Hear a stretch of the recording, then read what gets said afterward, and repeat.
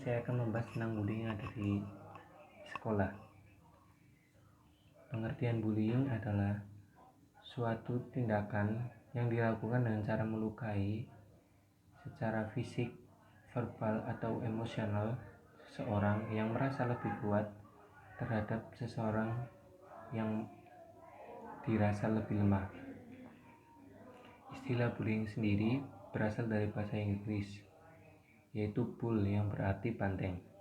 Secara etimologis, kata bully berarti gertakan seseorang yang mengganggu yang lemah. Penindasan dalam bahasa Indonesia disebut menyakat, yang berarti mengusik, mengganggu, dan menghalangi orang lain. Perilaku bullying melibatkan kekuasaan dan kekuatan yang tidak seimbang, sehingga korban berada dalam keadaan yang tidak mampu membela diri secara efektif terhadap tindakan negatif yang mereka terima. Bullying memiliki pengaruh jangka panjang dan jangka pendek.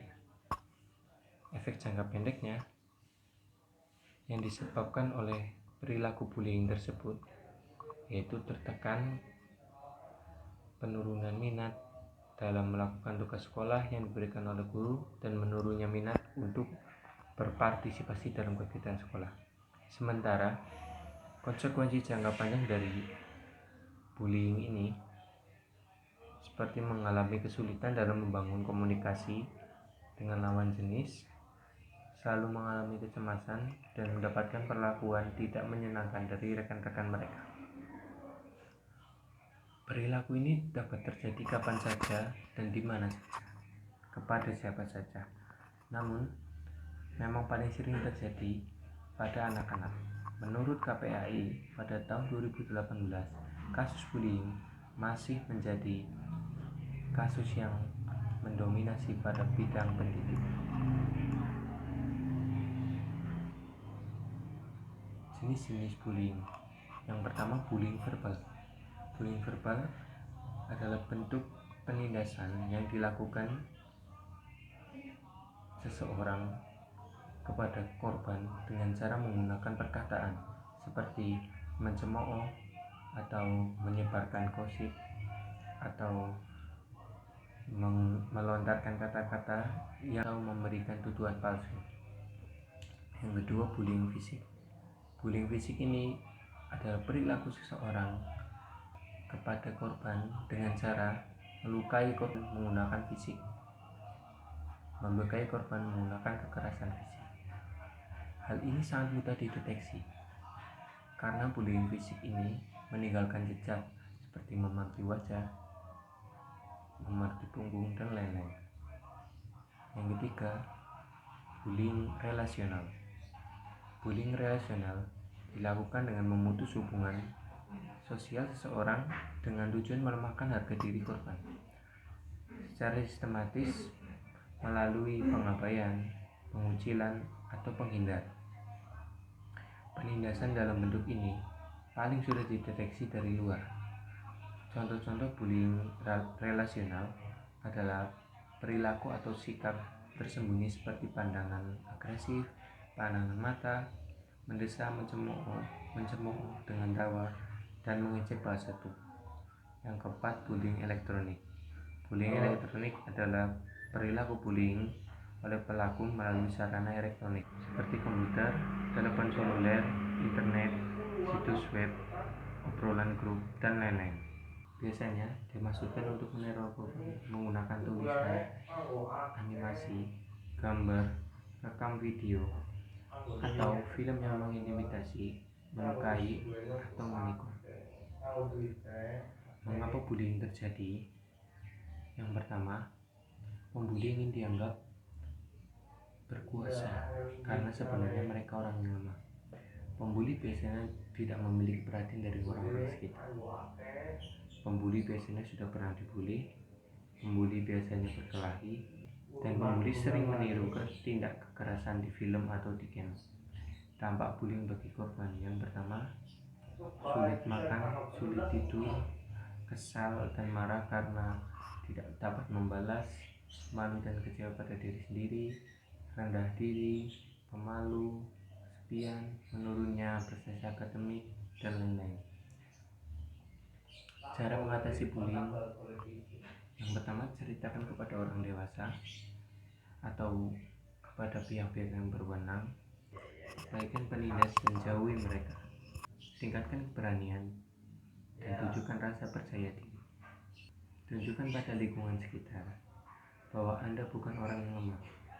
Bicara kepada pelaku.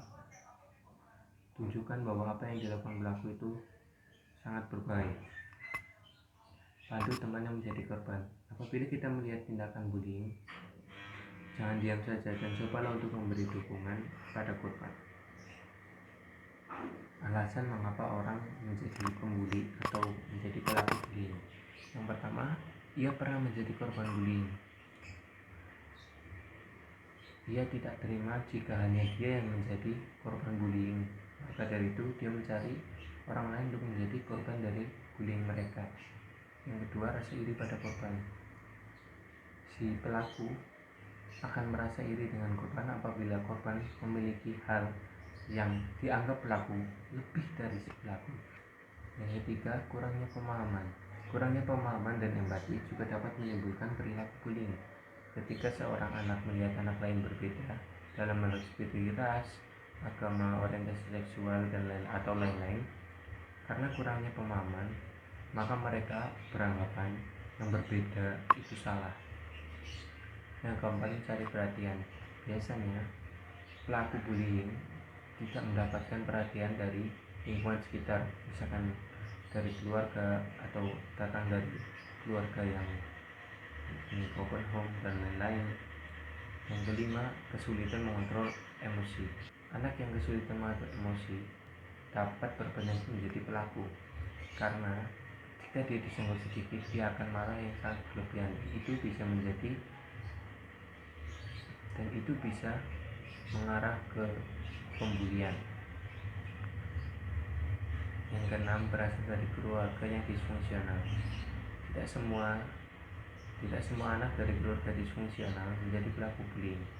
Namun hal ini kerap terjadi karena mereka kurang kasih sayang dan keterbukaan dalam keluarganya. Maka dari itu mereka sering melontarkan emosi-emosinya kepada orang lain. Yang paling berbahaya, yang ketujuh, merasa bullying menguntungkan. Apabila tindak bullying ini sudah dilakukan dan mereka mendapatkan keuntungan, misalkan dengan cara memaksa meminta uang atau memaksa diberikan sesuatu, maka ini sudah menjurus ke pembulian kronis karena menganggap bahwa bullying itu menguntungkan, dan juga membuat seseorang atau membuat pelaku itu berkurang empatinya. Sekian video dari saya. Apabila ada yang kurang-kurang mohon dimaafkan karena saya newbie, dan apabila ada kesalahan teknis saya mohon maaf yang sebesar-besarnya. Terima kasih telah menonton video ini. Wassalamualaikum warahmatullahi wabarakatuh.